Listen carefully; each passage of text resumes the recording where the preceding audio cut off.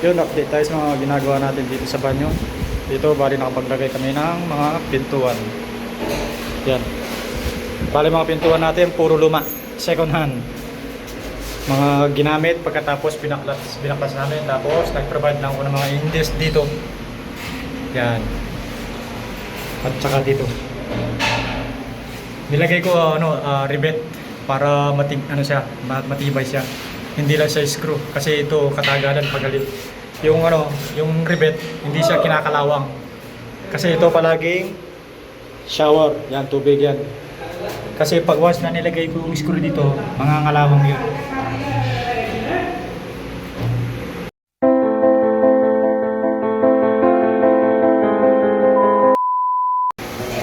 Bale ito guys, papipintura ko na lang to na beige color.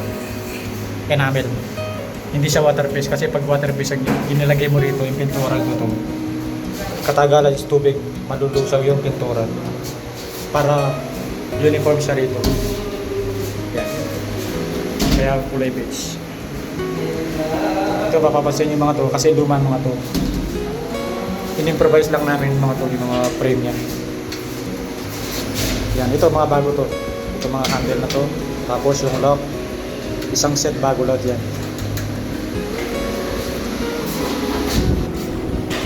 Ito yung ginamit naming cylinder lock, watcher. Kompleto na yan, pati cylinder sa loob, mga susi, ginawan mga kana, yung mga door handle natin, mga aluminum.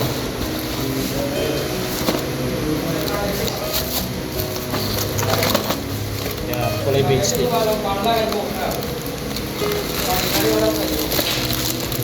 Kompleto yan, pati screw, pati yung rod nya.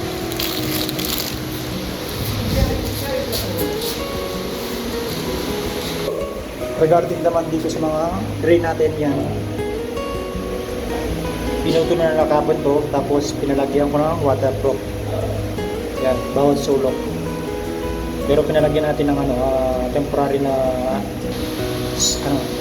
sarado para hindi pumasok yung tubig dito.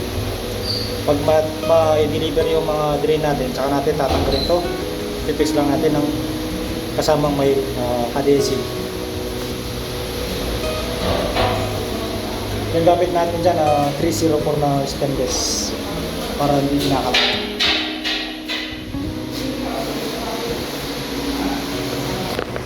Ito nga pala guys, yan, maandar na lahat yan, mga ilaw yan.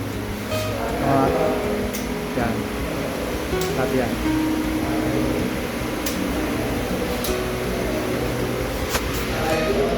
Pare sa kitchen. Tapos na lahat yan. Ito pag dumating yung counter natin dito, yung galvanized sheet natin dito, tsaka kung lang i-arrange to papunta dito, papunta doon sa tray. At yung mga socket na to, umaandar na to. Ayan, bubuksan. At yung mga ilaw. Ayan.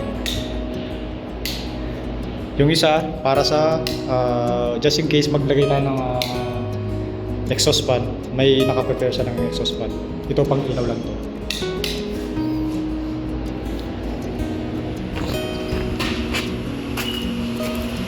Yan bale, continuation ng mga pagpipintura ng mga pintuan yan. Yan bale, isa na lang yan. Tapos, kumpleto na lahat yan. Kulay beige lahat yung natin pintuan natin. Tapos, konting finish lang yung mga pader, yung kulay puti. Pati dun sa loob. Tapos ito, palililinis ko ng konti ito. Once na matapos siya magpintura, siya na rin papaglilinisin ko rito. Tsaka ito, lalagyan lang natin ng sidings to na tiles dito. Para hindi naman pangit tignan dito. Regarding dito sa waterproof, pinahantay ko pa yung magkano yung presyo ng waterproof dito. Kaya hindi ko na pinapasok yung mga nagtatrabaho dito, nagka-tiles. Dahil i-waterproof muna namin. Once na ma-waterproof, tsaka sila mag-umpisa maglagay ng tiles dito sa labas. Importante guys, malagyan ng waterproof ito. Although na nakapaglagay tayo ng waterproof na kulay itim dito sa baba niya, na mapapasin nyo sa previous vlogs natin na may waterproof na nilagay na kulay itim. pero hindi sapat yun. Kailangan may panibagong waterproof sa taas din.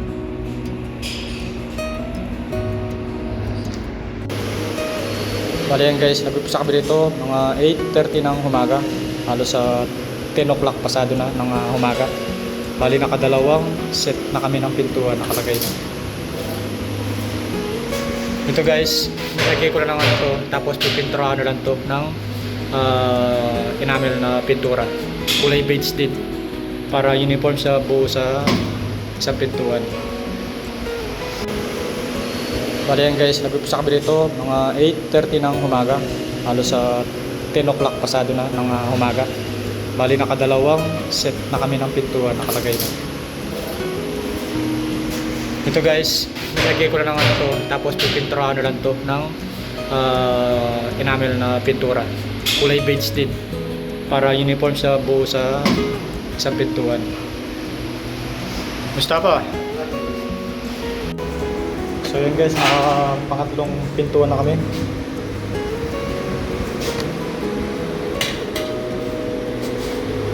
Yan. Ito mga gap na to, lalagyan na ng mga sealant yan, mga silicone. Yan. Pati dito sa kabila.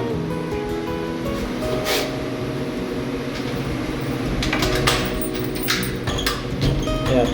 Pansin nyo guys, gumagalaw siya dahil wala pa siyang parang ganito, yung pinaka-lock niya sa loob. Deep samba. Ito guys, ito yung pupunta rito. Yan. Pag wala siyang ganito guys, yung pintuan natin, pag nilock natin, ayan, gumagalaw siya. Halimbawa, once na malakas yung hangin, yan, gumagal siya, lumayanig. Kali ito yung pinaka-stopper niya dito sa pintuan. Ito guys, ganito. Pero guys, dito, may nabibili siyang profile dito na aluminum. Parang ano siya, U-channel siya. U-channel pag ganun. Hindi siya flat na ganito. May ano siya rito, mga 5 mili siya rito, 6 mili magkabilaan. Sinasaksak siya rito. Sukat siya rito sa group na to. Ito, yung profile na to. Kaya ito, hindi ko gagamitin mga to. Magpapabili ako rito, yung sukat na dito sa ano. May nabibili sa market na to, naka-ready na siya. Ilalagay mo na siya, screw. Sukat na rin siya. Ito, mamarka lang to, itong mga lock nito. Yan. Bali, susukatin mo na siya. Maglagay ka ng marka dito, pati doon, saka doon.